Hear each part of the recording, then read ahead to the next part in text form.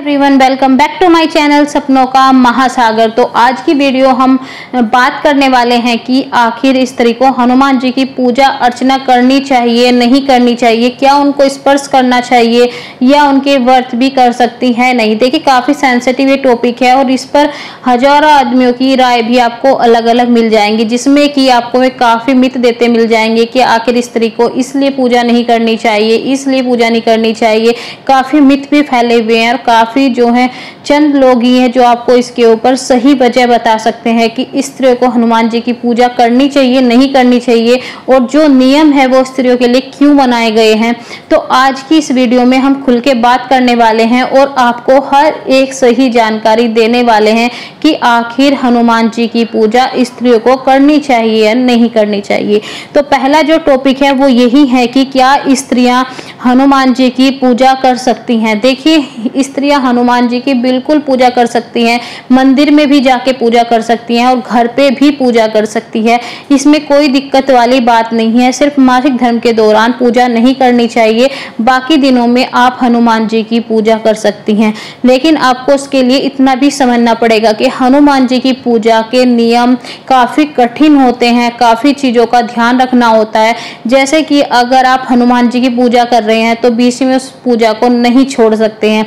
जैसे कि हम घर में दिया जलाते हैं तो होता क्या है कि हम काफ़ी दिनों तक मन हट गया, मन नहीं है, तो हम एक महीने तक अच्छे से दिया ही नहीं जला रहे हैं, पूजा ही नहीं कर रहे हैं। तो अगर आप हनुमान जी की पूजा को लेकर ऐसे करते हैं तो आपको दुष्प्रभाव देखने को मिल सकते हैं, क्योंकि हनुमान जी बहुत जल्दी क्रोधित भी हो जाते हैं। तो ऐसे में हनुमान जी की पूजा अगर आप घर में करना चाहते हैं, नियमित तौर से करना चाहते हैं, तो आपको हनुमान जी की पूजा के लिए जो नियम बनाए गए हैं उसका भी पालन करना होगा। और ऐसे में हनुमान जी की जो एनर्जी होती है, क्योंकि हनुमान जी कलयुग में भी जिंदा है, जैसे कि आपको पता है कि श्री राम जी ने उनको आशीर्वाद दिया था कि वे कलयुग के अंत तक जिंदा रहेंगे। ऐसे में उनकी जो एनर्जी होती है, जो उनके भक्तों को मिलती है, वो काफ़ी तेज होती है, जिसको कि एक साधारण इंसान जो कि पूजा को सिर्फ फॉर्मेलिटी के लिए कर रहा है वो सहन नहीं कर सकता है, या वो विचलित हो सकता है कि मेरे साथ ये क्या हो रहा है। तो अगर आप मेंटली इस चीज़ को लेके तैयार हैं कि आप सच में हनुमान जी के भक्त बनना चाहते हैं तो पूजा को आप शुरू कर सकते हैं। दूसरा है कि क्या स्त्रियों को हनुमान जी को स्पर्श करना चाहिए नहीं करना चाहिए। देखिए, आपको अगर ये क्वेश्चन अगर किसी से पूछते हैं तो ज़्यादातर आपको लोग ये कहते मिल जाएंगे कि हनुमान जी बाल ब्रह्मचारी है, इस वजह से स्त्रियों को उनको स्पर्श करना वर्जित है। लेकिन इसकी सही वजह ये नहीं होती है। इसकी सही वजह होती है कि स्त्रियां हनुमान जी को स्पर्श इसलिए नहीं करती क्योंकि जब भी हम ईश्वर को स्पर्श करते हैं तो उनके चरणों को स्पर्श करते हैं उनका आशीर्वाद लेने के लिए।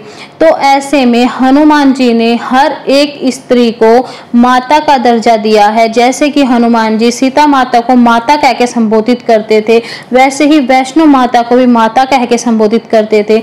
उन्होंने हर एक स्त्री को माता का दर्जा दिया है और वे कहते हैं कि मेरे लिए हर एक स्त्री सिर्फ माता समान है। तो ऐसे में कोई भी माता पुत्र के पैर छूती है तो पुत्र को उससे खुशी नहीं मिलती है, बल्कि पुत्र आहत ही होता है। तो इसलिए हनुमान जी के पैर कभी भी स्त्री को स्पर्श नहीं करना चाहिए, इसलिए वर्जित माना जाता है कि स्त्री कभी भी हनुमान जी को स्पर्श ना करे। तीसरा है कि क्या स्त्रियां हनुमान जी के व्रत कर सकती हैं। तो देखिए, हनुमान जी के व्रत स्त्रियां कर सकती है, लेकिन बात वही आती है कि इसके नियम बहुत ज़्यादा कड़े हैं। इसलिए पहले से प्रथा चली आ रही है कि स्त्रियां हनुमान जी के व्रत ना करें, जिसमें से एक तो मासिक धर्म है, जो कि आप उस दिन का व्रत छोड़ सकते हैं, उसमें कोई दिक्कत नहीं है।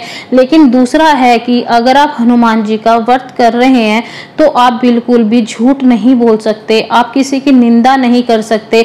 चाहे आप पर कोई मुसीबत आ रही है तो आपने अगर मंगलवार का व्रत रखा है तो झूठ बोलना बिल्कुल वर्जित है। अगर ऐसे में आप इन नियमों का उल्लंघन करते हैं तो हनुमान जी का क्रोध भी आप फिर जानते हैं। तो एक गृहस्थ स्त्री के लिए हनुमान जी के व्रत रखना बहुत ही मुश्किल है, क्योंकि अगर वो मंगलवार को व्रत रखती है तो एक गृहिणी के लिए जो कि पूरे परिवार के बीच में रहती है, सबकी बातें सुनती है, तो ऐसे में उसके लिए इस चीज को निभाना बहुत ही मुश्किल हो जाता है कि वो झूठ ना बोले, किसी की निंदा ना करे, अगर या मन में कोई बुरा भाव ना लाए। इस तरह की जो सीमाएं होती हैं, जो नियम में बनाई गई है हनुमान जी के, वो निभाना एक स्त्री के लिए बहुत कठिन होता है। तो जो हमारे गुरुजन थे, जो भी हमारे गुरुजनों ने पहले से ही बोल दिया था कि एक स्त्री हनुमान जी के जो व्रत है वो ना करे, वो सिर्फ स्त्रियों से इसीलिए बोला गया था। ऐसे में जो गृहस्थी में रहने वाले पुरुष हैं, वो भी अगर मंगलवार का व्रत करना चाहते हैं तो उनको भी हर एक नियम का पालन वैसे ही करना पड़ेगा। लेकिन पुराने समय में ये नियम था कि अगर पुरुष से कोई सवाल करता था तो उसकी मर्जी थी कि वो आंसर दे या ना दे, जैसे कि आप सभी जानते हैं। लेकिन अगर आप एक स्त्री से सवाल उस समय पे करते थे, आज भी करते हैं, तो स्त्री को जवाब देना ही पड़ेगा, उसको सबकी कहा सुननी पड़ती थी। तो ऐसे में वो मजबूर हो जाती थी कुछ झूठ बोलने के लिए, या किसी की मन में किसी को निंदा करने के लिए, किसी को मन से बुरा बोलने के लिए, क्योंकि गृहस्थी का जीवन ऐसा ही होता है जहां पर कि पुरुष को उतने बंधनों से नहीं झेलने पड़ते, स्त्रियों को ज्यादा बंधन झेलने पड़ते हैं। तो इसीलिए पहले से ये प्रथा बना दी गई थी कि मंगलवार के व्रत एक स्त्री ना ही करे तो अच्छा। आई होप आप सभी को आंसर मिल गया होगा कि आखिर स्त्रियों को पूजा करनी चाहिए या नहीं चाहिए। देखिए, आप सभी को अगर मंगलवार है तो आपको निश्चिंत होकर मंदिर जाकर हनुमान जी की पूजा अर्चना करनी चाहिए। लेकिन अगर आप उनके व्रत करना चाहते हैं, घर में उनकी पूजा अर्चना अच्छे से करना चाहते हैं, तो उसके नियमों का भी आपको अच्छे से पालन करना पड़ेगा। और जब हनुमान जी आपको संकेत देंगे तो आपको उससे घबराना भी नहीं है, क्योंकि जो उनकी एनर्जी होती है बहुत ज़्यादा तीव्र होती है। तो जो भक्त पूरे मन से तैयार होते हैं अपने आराध्य के लिए, वो नहीं घबराते हैं। लेकिन जो सिर्फ फॉर्मेलिटी के लिए कहा सुनी में पूजा करते हैं, वो उनकी एनर्जी से कई बार डर जाते हैं। तो देखिए, जब भी आपको आपके भगवान संकेत देते हैं या आपको सपने में दिखाई देते हैं तो उनका प्रचंड रूप देखते हैं, तो अगर आप मेंटली तौर पर तैयार हैं कि वो आपके आराध्य हैं, आपसे संकेत करेंगे या संकेत आपको देंगे, तो आप घबराएंगे नहीं, क्योंकि वो एक अच्छी एनर्जी आपको डराती नहीं है। लेकिन आप सिर्फ फॉर्मेलिटी के लिए सब कुछ करते जा रहे हैं, किसी की कहा सुनी में करते जा रहे हैं, तो थोड़ा वहाँ पे आप घबरा सकते हैं।